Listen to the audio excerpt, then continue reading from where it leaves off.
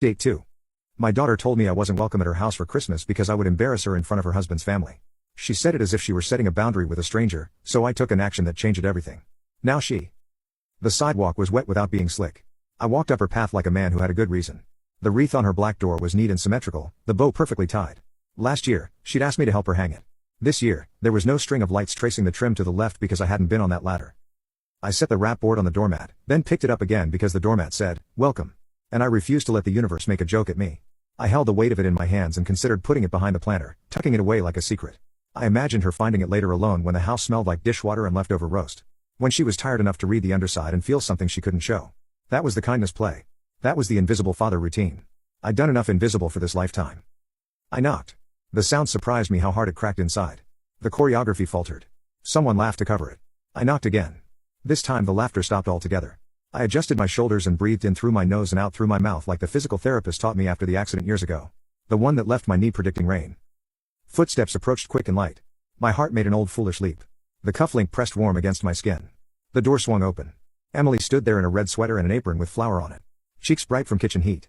For a half second, she wore the smile she must have been carrying for everyone else. The bright hostess curve, teeth, eyebrows lifting. Then her gaze found me. The smile died so fast it felt like a slap. She didn't blink. "Dad," she said, not moving aside. "What are you doing here?" The words weren't a question. They were an accusation, wearing a thin coat of manners.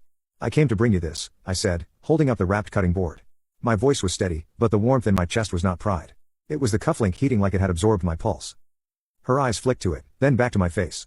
"We talked about this." I remember. I didn't move to leave. Behind her, I could hear the muffled rise of voices, laughter, clinking glasses, chairs sliding against hardwood. A shadow passed in the hallway, a tall shape with a drink in one hand. "Ryan." "Emily," he called. She half turned, her body angled just enough to block me from view. "I'll be right there," she said brightly, then dropped her tone back to a low hiss. "You can't be here. Not today." "I'm already here," I said. Her jaw tightened. "Do you want to make this harder than it already is?" I took a breath slow. I didn't come to start trouble. I came to give my daughter a gift. If you don't want me to stay for dinner, fine. I'll leave after. I don't want a scene. Then don't make one, I said. For a moment, she looked at me the way she did as a teenager when she'd been caught in a lie. Still eyes sharp, calculating the shortest path out. Ryan's voice came again, closer this time. "Emily, who's at the door?" Before she could answer, he stepped into the entryway. His expression shifted from polite curiosity to something tighter when he saw me. Surprise, yes, but no annoyance. "Hey, Daniel." "Ryan," I said, nodding. He looked between us. "You're here." "That's obvious," Emily said, forcing a small laugh. "I brought something for Emily," I said, holding up the wrapped board. "Didn't realize gifts were on the restricted list this year." Emily shot me a look sharp enough to splinter wood. "Dad," but Ryan stepped forward, took the package from my hands. "Come in," Emily stiffened. "Ryan, what?" he asked, frowning at her. "It's Christmas." He came all this way. I crossed the threshold before she could argue. The entryway smelled faintly of rosemary and roasted meat. Shoes were lined up neatly against the wall. A small table held a row of holiday cards, most with calligraphy names. My card wasn't there. From the dining room, voices rose again. Margaret's clipped, controlled tone, then a deeper male laugh that I guessed belonged to Ryan's father. Emily leaned toward Ryan. "We agreed." "I didn't agree to shut my father-in-law out on Christmas Day," Ryan said evenly. "Especially when he's standing right here." Margaret appeared in the dining room doorway. Tall silver hair swept into a knot, a string of pearls at her neck. Her gaze went from Ryan to Emily to me, resting there a beat longer than politeness required. "Daniel," she said, voice smooth but assessing. "We weren't expecting you." "Seems to be the theme," I said. One corner of her mouth lifted. Whether amusement or curiosity, I couldn't tell. "Well, you're here now." She turned back toward the table. "Make room for one more place setting." Emily's hand twitched at her side. "Mom," she started, then caught herself, "Margaret." But Margaret was already gone. The conversation decided without her input. Ryan gestured toward the living room. "Why don't you sit for a bit? We're just about to start." Emily's voice was low, tight. "You should leave before this gets ugly." I met her eyes. "It's already ugly, Em. I'm just here to see it in person."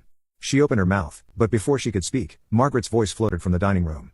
"Daniel, would you like red or white?" I smiled faintly. "Red. Thank you." Emily looked like she was swallowing something bitter. She stepped closer. Close enough that I could smell the cinnamon on her breath. "You have 10 minutes, she whispered. "If you're still here after that, I'll make sure you regret it." Her tone was soft, but her eyes were sharp as the chisel I'd honed yesterday. I didn't answer because just then Ryan touched my arm and said quietly, "We need to talk now." His tone made it clear he wasn't siding with Emily. Ryan's grip wasn't forceful, but it was definite, guiding me toward a side hallway that branched off the living room. We passed a coat rack heavy with wool and a framed photo of Emily and Ryan on a beach. Both of them wind-blown and happy. I remembered that trip. I hadn't been invited. He opened a door into a small den. It smelled faintly of lemon polish and had the kind of furniture you don't actually relax in. Once the door clicked shut, Ryan leaned back against it, arms crossed. "I'm glad you came," he said. "That wasn't what I expected. Your wife doesn't share the sentiment." He exhaled through his nose slow like he was weighing every word. "I've been hearing about you for years, Daniel. And I don't mean stories that make you sound like a bad guy. More like cautionary tales. Emily's version of events." I waited. He continued. "She told me you had a temper. That you made every family gathering about you. That she had to manage you so you wouldn't embarrass her." The last part stung more than I wanted to show. "Manage me," I repeated, tasting the phrase. "Thing is," Ryan said, "I've never seen it, and I'm starting to think maybe there's more to the story." I studied him. This man my daughter had chosen, who was now choosing his words like a craftsman fitting joints without glue. "You ever ask her for specifics?" She gave me one. Said there was a blow-up when she was in high school. Something about a school event. She said you yelled at her in public, made a scene, and afterward you stopped being invited to certain things. I felt the cufflink warm against my chest. "That's not how it happened." Ryan's gaze sharpened. "Then how did it happen?" I leaned forward in the stiff chair. "Her friend set her up. It was supposed to be a prank, but it went too far. I stepped in before it turned into something worse. She was humiliated anyway, and she blamed me for being there to witness it. She's been rewriting the ending ever since." "Do you have proof?" "Maybe," I said. "She tried to throw out a box once. Old letters, photos. I kept it. There's a note in there she wrote to me after that night, thanking me for stepping in. She even said I was her hero." Ryan's eyebrows lifted. "That's not the version I've been told." "No kidding." He rubbed his jaw, thinking, "If you have that note, it's at my place," I said. "It could change how the rest of the family sees this." I nodded slowly. "That's why she's so desperate to keep me out of the picture. If I'm not here, there's no risk of her version getting challenged." There was a sound outside the door, a faint creak of a floorboard. Ryan noticed it, too. He stepped over, swung the door open. Margaret stood there, hands folded neatly in front of her, eyes cool but curious. "I wasn't trying to eavesdrop," she said, which meant she had been. "But I think I've heard enough to check that story myself." She smiled just a little. "Daniel, I believe dinner is about to get very interesting." Margaret didn't wait for me to answer. She pivoted on her heel, the pearls at her neck catching the light, and swept toward the dining room like a judge returning to the bench. Ryan gave me a quick, unreadable glance before following. I stepped in behind them, the air shifting as the dense quiet gave way to the hum of conversation and the faint clink of silverware being arranged. The dining table was long and narrow, a dark polished wood set with crystal and china in precise symmetry. Candles burned low in silver holders, their flames twitching when I passed. I could feel eyes on me. Emily's father-in-law, Arthur, with his weathered hands folded neatly in front of him. Two of Ryan's sisters, who wore matching expressions of polite confusion. Emily emerged from the kitchen with a platter of roast, her smile so forced it was practically an injury.